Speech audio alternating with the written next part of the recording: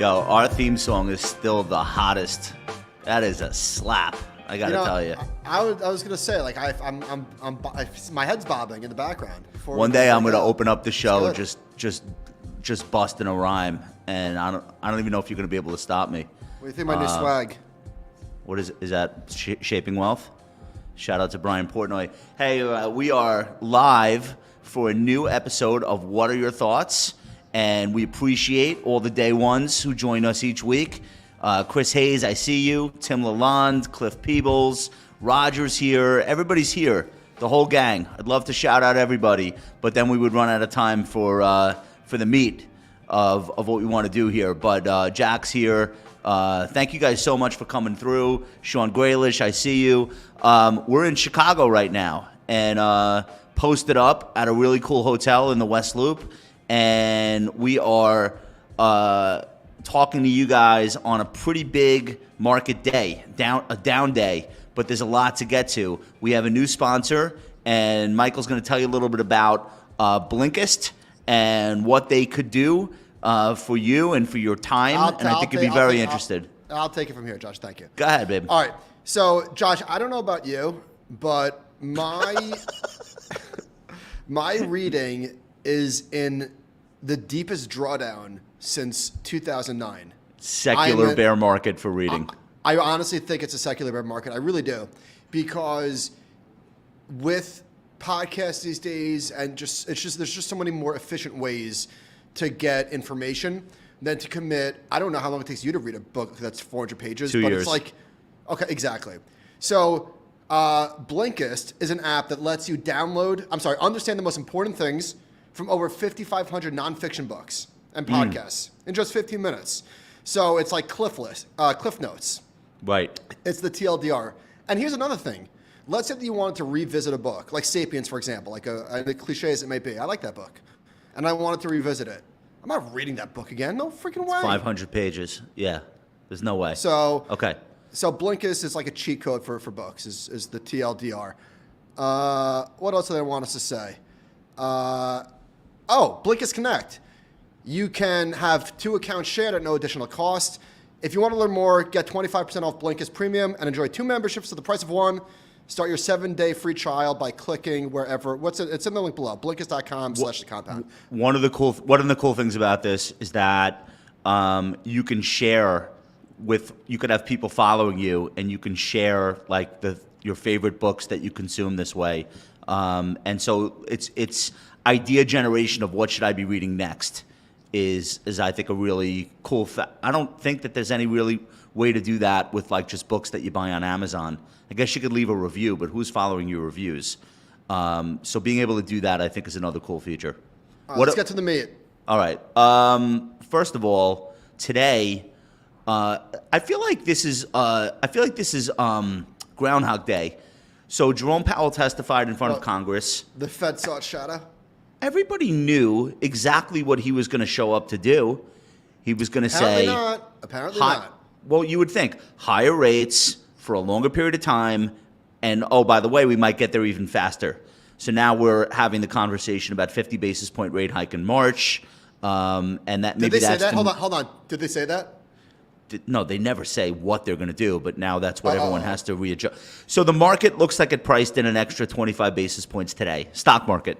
I'm not sure what you would take away from today's activity in the bond market, but that whole benefit of falling rates that I think helped the stock market since January 1 is now fading away, and we're back in the trenches. Wait, time out. What do you mean? What would you take from the bond market? The 2-year closed about 5%, meaning like the 2-year ripped.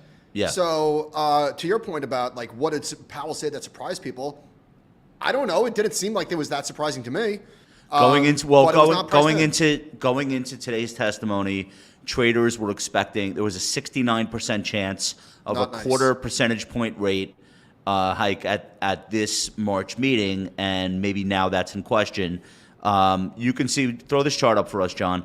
You can see where Powell's testimony start. You know how like we talk about how nobody really knows why the market went up or down or what. This one's pretty easy. There was a massive move. So I'm looking at the CME FedWatch tool. Yesterday. Yeah, chart off. Wow. So yesterday, there was the implied probability of a 50 basis point rate hike was 31%. Yeah. What is it now? It went to 71. Yeah. So all right, here's some of the comments that the stock market clearly was not expecting or didn't love. Quote, nothing about the data suggests we have tightened too much. Okay. The latest economic data have come in stronger than expected, which suggests that the ultimate level of interest rates is likely to be higher than previously anticipated. If the totality of the data were to indicate that faster tightening is warranted, that's the 50, we would be prepared to increase the pace of rate hikes. So he's putting it on the table that 50 is now possible. Some would say it's in the bag. And then last thing, we will continue to make... Hang on. Sorry. Do you think they're going to do 50? 70% market expectation says that that's in the bag per market expectations. What do you think? I'm asking you. I think they'll do 25. I think 25 too. Yeah, but it could be 50. And there's still data to come. I think this meeting's March 22nd or 3rd. Like there's more data coming out. We don't have it all yet. So be prepared for that. We will we will continue to make our decisions meeting by meeting. No shit. Although inflation has been moderating in recent months, the process of getting inflation back down to 2% has a long way to go and is likely to be bumpy. Friday, you're going to get February unemployment. Non-farm payrolls are expected to come in at 215,000. January was 517,000. So maybe there'll be a revision to January, and maybe February will be 215 or below, which would confirm the view that January was a seasonal warm weather weird aberration. I don't really understand how the sausage is getting made here, but that's the debate right now. Was January a fluke for the jobs market or not? This is the first chance we're going to get to be able to answer that definitively. Will be on Friday. We're going to talk about this later, but another part of the market that had an outsized impact on everything was not just interest rates, but you see the move in the dollar today? Yeah. Dollar had a huge up day. Yeah, these are the things that on their way down were supportive of multiples and equity prices. They got us, by the way, the lower dollar and lower treasury rates is the thing that got us through a pretty shitty earnings season. If you didn't have those things in place, we might have reacted much worse to the earnings data that came out, because while it wasn't catastrophic, it's still down 4.8% or whatever year over year for Q4. So I guess maybe it was a little bit of a blessing, and now we have to give some of that back. And I guess that's the way we have to read it, and we'll see what Friday brings. But every one of these reports now is the Super Bowl, because 50 basis points is not in the market, or maybe it is now. It wasn't going into today, I think is the right way to phrase that. All right, let's move on. Our friend Ryan Dietrich tweeted last week, "Feel better, Ryan. Remember the last time AAII bulls made a new 52-week high, and then 3 weeks later saw bears outnumber bulls by more than 1.9. Yeah, me either. This week was the first time in history that ever happened. In other words, this survey has never gone from so bullish to so worried so quickly. So people are super jittery. The volatility of opinions is greater than the volatility of the stock market. Like the swings back and forth in sentiment are just incredible. Like this is record-breaking stuff. So this chart from Liz Ann Saunders shows that on top is the bearish readings and below is the 3-week period change. So yeah, volatility of opinions is a good way to put it. What do you think? Because S&P 500 down 1.5% today is like, it's a big move based on an average day, but it's not that big of a move. And I still think, all things being equal, Powell would rather have this problem than the reverse problem.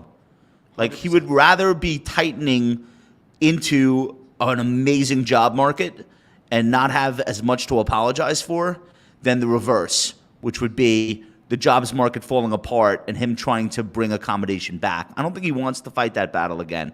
So, like, this is not the worst environment ever. It would be the way I'd phrase it. I might be shoehorning these next topics into these next charts into one mishmash of a topic, but I just wanted to get your take on this. I don't know how to explain this. This is from the Wall Street Journal via Vandertrack. The net retail stock purchases over 5 trading days through March 1st. Tesla is so far off the charts. It really I don't understand it. The next chart shows the story a little bit better.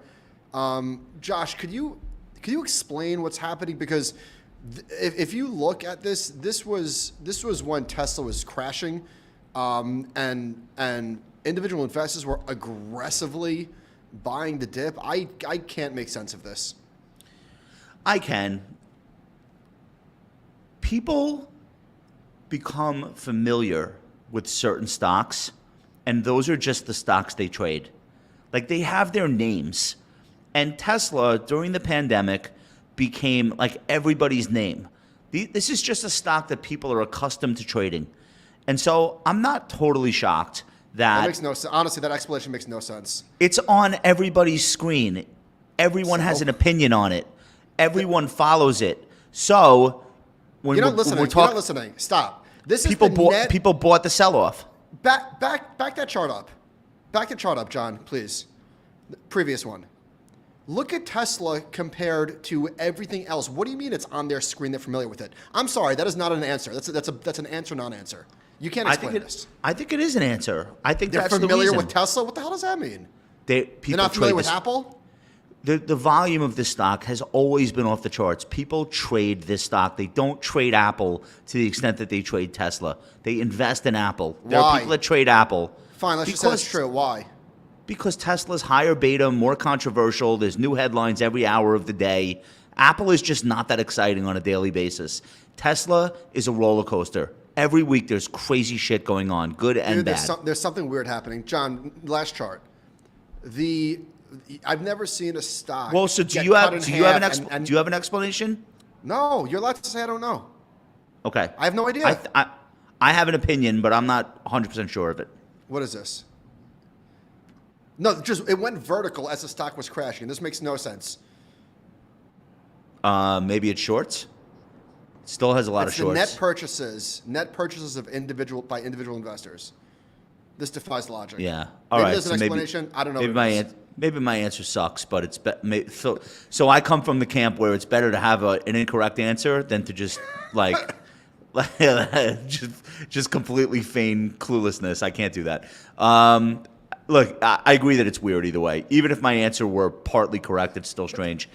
Want to talk about Apple? Go back to Apple. Sure. Goldman just put its first buy recommendation on Apple that it's had in 6 years, I believe. I asked Sean to confirm that. Let's get up. Do we have the chart of Apple up? Let me see. What are we looking at here? This is total return price change for Apple since 2018. It's up 263%. And now Goldman has a buy on it. This is interesting just because it's been so long since they've turned positive on it. I want to get into some of the reasons why and get your take on it.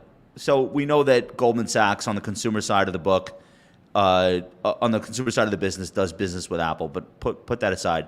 Goldman initiated coverage on tech giant Apple with a buy rating, $199 price target. That would imply a 32% gain based on Friday's close. They did this yesterday. They're basically saying we are buy rated on Apple as we believe the market's focus on slower product revenue growth masks the strength of the Apple ecosystem and associated revenue, durability, and visibility. That's kind of like why I think Apple's a buy here. In other words, the market spent so many years focusing on how many phones. Yeah. They're not even giving you that information anymore. So now it's like you have to buy in that no matter what goes on cyclically in the economy, there's going to be this base level of spending in the ecosystem that should keep Apple as an outperforming stock, come what may in the economy. And I agree with that view. I think Apple is a luxury consumer good. It's the ecosystem. People aren't going to switch what they're doing based on the economy unless they actually get laid off. And nobody's really getting laid off right now. So I actually am very sympathetic to this bull case on Apple.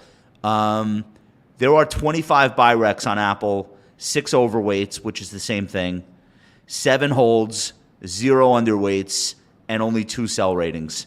I haven't read any of the sell rating research. I wonder what they're saying, other than maybe it's a premium multiple to the market. I'm not sure what the sells are saying. What are your thoughts? So they're saying that they expect Apple Services business to account for 40% of the company's gross profit in 3 years from now, which is 33% today. What is Apple Arcade? Video games. They cite improved advertising revenue, Apple TV boost, Apple Fitness. My take is I'm kind of surprised that they're saying I would think that there might be perceived headwinds by the market. The reason why the market might not be valuing the services to the extent that they should be, with the margins this high and the growth this high, is due to potentially like regulatory threats. The market's worried about China, and maybe then to a lesser extent worried about like monopoly stuff, antitrust when you stuff. say China, do you mean manufacturing or demand? No, political problems with China. Dan Nathan was talking about this on the Compound and Friends. Like, if you ask me, what is the biggest bear case on Apple? It's not valuation. It's not the cyclical economic story in the United States. It's, does China decide to use Apple as a pawn in a battle with the United States? Meaning what? Meaning there will come a day, and it won't be long, before we're debating in Congress whether or not TikTok should be thrown out of the country. Does Apple freeze does China freeze the Apple App Store, the iOS service? Like, do they do something to show that they are equally capable of kicking things out of their country? That's to me, that, like, if you ask me, what's the thing that should keep Apple shareholders up at night? Does China decide to make an example by fucking with Tim Cook? I don't know that I would say it's a high likelihood. I would say it's definitely possible. The upgrade moved the heck out of the shares. I think Apple's up 3% yesterday on this, which is always surprising to me. Yeah, because it's a big call. They're saying $199. Here's the valuation. It's not cheap. It trades at 24 times the next 12 months earnings expectations. Goldman notes that's below the 20 to 2022 average of 27 times, and very far below last year's 32 times earnings. So Apple has done this kind of correction through time, and the earnings growth. It's got nowhere to 21. So it's gone nowhere, but the earnings have gone up. So Apple, for a lot of the run over the last 10 years, Apple traded at a discount to the market, which surprisingly. Do you think it deserves to trade at a premium? I know that might be a dumb question, but I'd be curious to hear your take. Yeah, why wouldn't it? It's the greatest company in the world. It might be the greatest company in the history of the world. Why wouldn't it trade at a premium? Why would it trade at a market multiple? Yeah, no, well, 2 reasons. I'm not saying they're right, but there's just 2 reasons I can think of, or a few. One is regulatory slower growth. One is regulatory risk, and the other answer is they're so gigantic, there's no way that they can sustain the pace of growth. There's just no way. They don't need to. What they need to do is keep buying back $100 billion worth of stock at a clip, keep paying a dividend. If Apple were to become an 8 to 10% annual grower, and most of that was not coming from devices, but was coming from other revenues, given the huge installed user base, that would be good enough for pretty much everyone that owns this name. Like, I don't think anybody is looking for this stock to grow faster than the tech sector or the S&P. It doesn't need to. I would not bet against Apple. No, I think it's a buy right now. By no means would I expect to buy it and crush the market. That's not what it is. I think it's still a sleep at home stock, and the only thing that could really derail that, in my view, is something unforeseen happening with China, which is a really important market for Apple. When you said sleep at home stock, do you mean sleep at night? Sleep at home stock? Did I say that? Is that a new category? I'm not familiar. Sleep at night stock. Okay, let's stick with buybacks. You mentioned buybacks. So this is a great chart from Liz Saunders. We're looking at the year-over-year change in the percentage in S&P 500 buybacks. That's the blue line. She's saying it's more volatile than the change in the index. Peaks have typically coincided with market highs, and troughs have coincided with market drops. So this is pro-cyclical. It basically tracks the market. When things are going well, companies in the aggregate tend to pile in, and when things turn south, they pull back. It's not supposed to work. Like in the textbooks, the buyback should increase when the stock price is depressed. But is that in dollars? Is that in dollars or in shares bought back? It's percent. You can throw the chart back up. I don't know what The exactly it change, represents. the percentage change in S&P 500 It's dollars. buybacks. It's dollars. They're not measuring shares. It's percentage change in dollars. So the thing is that when stock prices are up and higher, the buybacks will be bigger because I don't know. I got to think about this one. Don't overcomplicate it. It follows the market. We know it's pro-cyclical. You would think, like, based on capital allocation, like it should be counter-cyclical, right? You have more bang for your buck when shares are down, but we live in the real world and behavioral economics and all that Well, sort no, of stuff. also it's profits that are funding the buybacks, and profits are higher when things are going well. Yeah, fair. So there's more capital available to do buybacks in a bull market because companies are making more money. That's why it's a bull market. I know this is tautological, but it's also true. No doubt. Barron's did a good piece about stock-based comp, which has been in the news for a while. And this is the rub. We mentioned like buybacks and good, bad, or otherwise. It's diluting shareholders. It's offsetting equity C-suite like share issuance, like which is the rub. But Moffett-Nathanson. I'm about to. Moffett-Nathanson said the average stock-based compensation for the industry, I think they're talking about tech, rose from just 4.2% of revenue in 2012 to 10.5% in 2020. According to them, investors who invested in the 20% of software companies with the most conservative stock-based compensation from 2004 to 2002 would have more than doubled the total return versus earning the quintile with the highest stock-based compensation reports, which is a pretty interesting finding.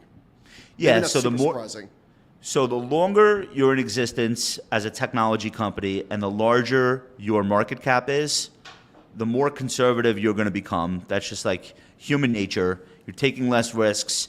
And as a result, you're going to calm down on the stock-based compensation. But then the younger companies that come public, they're still going crazy with it.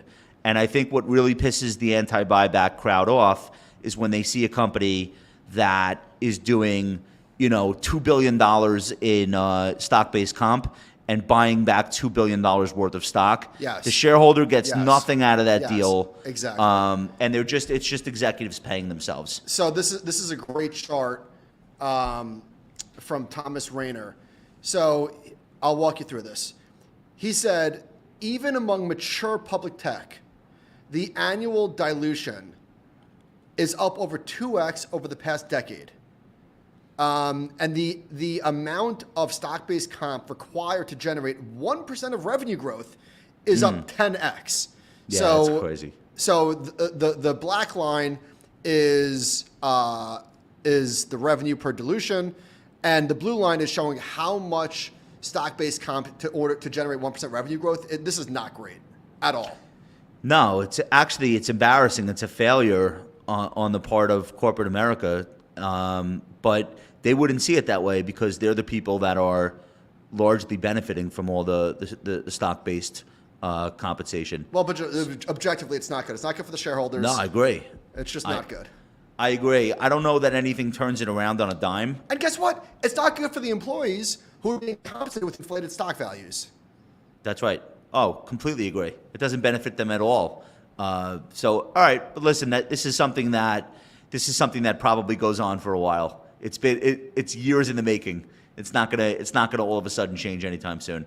No, but it is turning around. It is turning around. It's starting to fade away? Well, companies are controlling their expenses, so they are reining it in. Absolutely.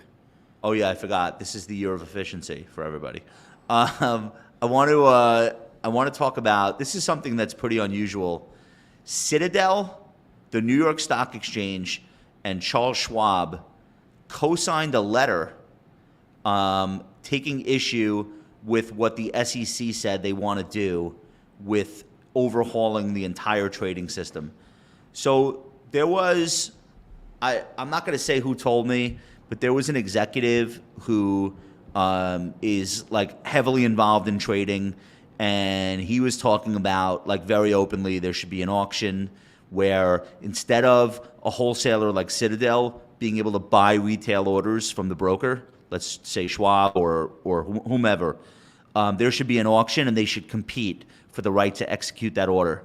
And what that would do is it would make it a little bit more fair and probably reduce the cost.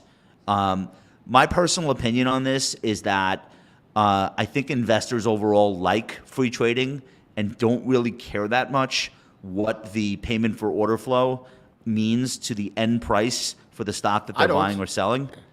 I don't. You don't agree with me? No, I don't care. If I'm not Yeah. getting the best fill, if it's 1,000th of a penny more, I understand the argument that these companies are taking a lot of money out of the system, but they're also providing a ton of liquidity and making it really easy to transact. Let me read this. Brokerage giant Charles Schwab, electronic trading firm Citadel Securities, and the NYSE are asking their regulator to back off its plans to overhaul the way the U.S. stock market handles individual investors' trades. In a joint letter released Monday, the firms urged the Securities and Exchange Commission to drop 2 of the 4 proposals it unveiled in December and to significantly amend the third one. So this is all stemming from, it's a long time coming, but the GameStop thing in 2021 really made it like a front burner issue. And I think Gensler is really trying to level the playing field. I think that the difference in opinion here is over whether or not this will actually do that, right? Like I think everyone, maybe not Citadel, everyone else in the equation does want what's best for the investor, but it's a difference in opinion of how. So I just want to give you, did you read this? Yeah, give it to me because I read it and I still don't really exactly understand what's in contention here. Okay. The 3 firms urged the SEC to withdraw its proposal to route many retail stock trades into auctions, as well as another proposal that spells out the obligations that brokers face when executing client trades. Both proposals would significantly shake up the current system for processing investors' orders, in which brokers send many orders to high-speed trading firms known as wholesalers. That would be like Citadel. There are others. I think Virtu is another one. In return, the wholesalers pay brokers a slice of their trading profits. That's payment for order flow. So that is, in this example, Interactive Brokers or Schwab or any of the or Robinhood getting a payment back from the Citadels of the world for executing that order. So the SEC puts out a request for comment, and this is a comment coming from 3 of the biggest financial firms in the country. There's a third proposal that they don't love, but they don't want it withdrawn. They just want to change it. This would, the firms urge changes to a third SEC proposal, which aims to decrease the price increments for stocks to as little as 1/10 of a penny.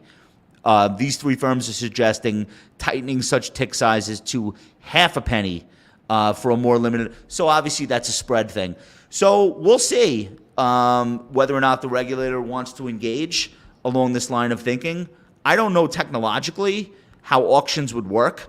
I think the difference would not really be felt in the eyes of the regular investor as long as they don't screw with the commission status quo. I think that would really be unpopular. If all of a sudden payment for order flow became auctions, the auctions weren't as profitable for Schwab, and as a result, Schwab went back to charging $5 a trade. Nobody wants that. Nobody wants that. Nobody wants that. My take, not specific to this, I liked that in this case it sounds like the SEC is not ruling with an iron fist. They're putting out proposals, and the parties most impacted are giving a rebuttal or response. Maybe there could be some sort of collective agreement on what makes sense for all parties involved. Look, if Citadel has to go to an auction and bid for the right to execute my order to buy 500 shares of Apple, they're going to make less money because other firms will show up at that auction. And maybe that is more fair. It'll be less. Look, Ken Griffin, Citadel, I forget the number. Did they make $12 billion last year in profit? Yeah, whatever. I mean, he made $1 billion, I think. He makes $1 billion every year. So that's who's really impacted by this proposal. Now, why is the NYSE and Schwab involved in this letter? Clearly, the current system is benefiting them or benefiting their clients, or maybe both, and they kind of have gotten used to it. Like, they're able to operate profitably in this current status quo, and I guess from their perspective, like, nobody's really getting hurt. We're talking about fractions of a penny. Leave it alone. I'm somewhat sympathetic to that argument. I am. And especially because I'm not high frequency trading myself. Like, I'm not I'm trying to trade as little as possible. So, from my perspective, if I'm paying a penny more and it goes to Citadel, I really don't give a shit. Like I understand for larger trades or people who are trading more frequently, it's a bigger issue. Anyway, I just wanted to air that out. It's pretty big news. Anytime you have firms that big weighing in publicly on something like this. I want your take on the following statement. This is from Mark Andreessen. We did not live in a calm, placid, rational, happy world before smartphones. People have been bananas forever. I completely agree with the first part of that statement. On most metrics, people were more bananas in the past than they are now. If anything, technology may be calming people down. Nope. That part to me is a gigantic stretch. I would have been okay with everything he said until the last sentence. That last sentence is not. I actually think I agree with even the third sentence. On most metrics, I don't know what metrics he's referring to, but I'll take his word for it. People were more bananas in the past than they are now. I think that there probably is a lot of truth to that. Yes, but there is. The last part of it, there's no way that Technology's not calming anyone down. It's inflaming every age-old wound. It's bringing things back like that we thought were dead, like liking Hitler and constant battles over people's right to even exist. And trans rights and civil rights and racism. It's just the smartphone is speeding up the rate at which the worst people have the ability to inflict emotional distress on others. There is absolutely no argument against that statement. So can we say that two things are true? Technology is making the world a better place generally, but one particular segment of technology is really fucking things up. Somebody wrote a book about our better angels, how just in general over long stretch. Pinker. So over long stretch of time in general, people are calmer, kinder. Has nothing to do with smartphones. We can witness the impact of smartphones in our real lives very simply by looking at our own childhoods versus the childhood that our children are experiencing. Now, in fairness, Andreessen did say technology may be calming people down. He's not mentioning the smartphone. I know we are. We're talking about social media. Smartphone is not calming anyone down, and social media is definitely not. I'm saying he didn't mention the smartphone or social media. I'm saying he said technology, and I'm dude. That's like an easy that's like a I don't know how to describe that type of argument, but like I don't know that correlation and causation are there. I would say 500 years ago in Europe, people were drinking alcohol all day because you couldn't drink the water because it was probably going to kill you. And they were drinking alcohol out of lead cups. And the cups, the lead literally made them crazy. So society 500 years ago was people who were drunk and lead poisoned, violent idiots. There's no way that we would say things were better back then, before electricity or whatever. So obviously things get better, people get calmer. I don't think the smartphone is necessarily the issue. The way that we're using smartphones, specifically social media, is making people crazier than I've ever seen them in my 46 years on Earth. Agreed. I mean, I don't need data to back it up because I live in the world. Can we just say, speaking of living in the world, how great is Chicago? What a city. Love this place. Gigantic fan. If I could do my 20s over, I would live here for a few years. Yeah, it seems like it would be a fun city to live in if you're young, in your 20s, building your career. It feels like it would be more fun than maybe New York was. Oh, look at you're making the interesting to make the case. All right, make the case. All right, we're up to make the case. This is where I do something where I talk about a stock that maybe is worth buying, but I want to emphasize we do not give financial advice to viewers on YouTube. So do not walk away from the show and go execute trades based on anything that we say. Okay. Especially this one. I'm not so sure, but make the case. I was talking to Howard last night. We were talking about contrarian bets. We were hanging with Howard Lindzen last night. So I said, you want to make a really fucking crazy contrarian bet right now? Chart on, please, John. This is the Empire State Building. It's publicly traded. It's 100% Midtown Manhattan, aging, 100-year-old infrastructure for offices. Don't like that. This is like, what is the most out of favor asset class what is the most out of favor thing that you could possibly buy? I would say it's office real estate in an Art Deco 1930s Manhattan tower. And that's what this is. ESRT is the ticker. It pays a distribution that acts like a dividend yield. It's the Empire State Building. So you either believe that we're going back to 5 days a week working in New York, or you don't believe it. It's one or the other. And if you believe it, this is the buy. This is irreplaceable. Do you believe it? Do you believe it? I'm not putting this trade on yet. I think we're going to hear about more individual office bankruptcies.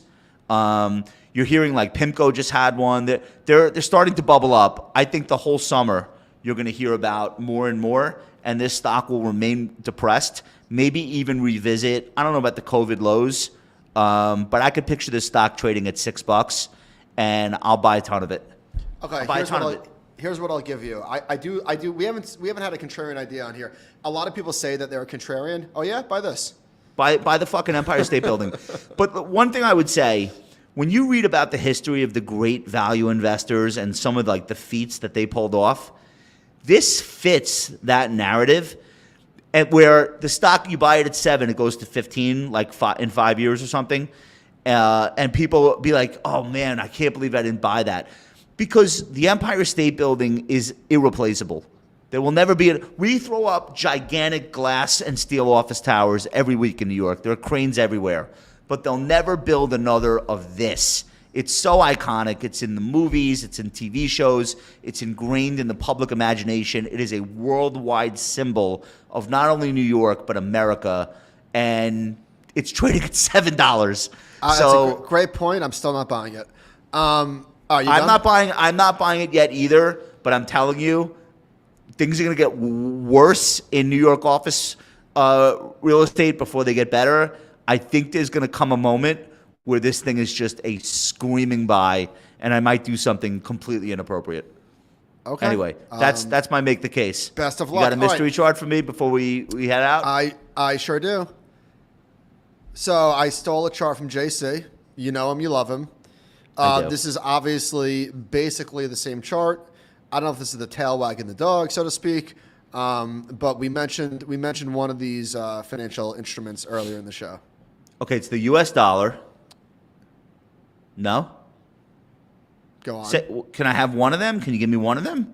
Well, I thought you were going to finish. Yes, it's the U.S. dollar. U.S. dollar versus the XLF.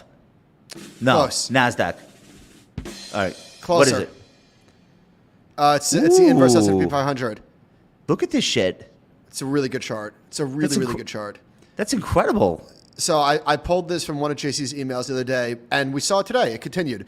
So you saw the dollar rip, and you saw the S&P 500 go lower. Which again, they're going. That would mean that these charts are going in the same direction. You're Ben Carlson is weighing in. He's throwing a 10-yard flag for too many lines on this chart. Chart back on. What are the too many lines? The curves? Listen to me, dummy. JC is. JC He's talking to me or Ben? Ben. JC is showing the symmetry in the charts. That's all. They're going the same way. So these charts are moving the same way because strength in the dollar is good for a short S&P 500 ETF or whatever. Do you have to be bearish on the dollar to be bullish on the S&P, or can this? I don't know. We'll snap this correlation eventually. Yeah. It'll break down. It's not permanent, but for now, this is what it is. It's a great chart. So tell me what the dollar did on any given day, and I'll tell you which direction the market went. Well, if there's a big move or any given week. If there's any given week for sure. Okay, I love dollar it. Great rip today. Stocks got smoked. Great mystery chart. Great mystery chart. And hey, I wanna end. Do we have anything that we have to say about anything before I take us out? I just want to thank our presenting Fat GPT. Unbelievable. I just want to thank our presenting sponsor. It's AI eating. It's going to be the next thing. You'll see. I'm hoping that that Blinkist could help me put a bottom in my book's consumption. We'll see. You're going to check it out? What's the first book you're going to read on Blinkist? Well, I might reread *Sapiens*. I might download it for the airplane. Like I know I loved it. I know it's like cliche and whatever, but I liked it. I don't. Hey, I think I'm going to read *Big Mistakes*. I didn't have time for it when it came out. I think I'm going to read your book on Blinkist. Your book was short, so maybe the Blinkist will only take me 5-10 minutes. Although what if they don't have me? They probably don't. It's only 5,500. If they don't have you, they're not sponsoring next week. Shout out to Blinkist. Thank you for sponsoring. Hey, guys, we had so much fun with you tonight. Live from Chicago. We're going for Chinese food at a place that I'm told is a famous chef. So really excited about that, obviously. But thank you guys so much for watching. We appreciate you. Make sure you like. Make sure you subscribe. Shout out to Blinkist. Shout out to the whole pound. Thank you guys for coming out live. We will see you next time. Good night. Thank you.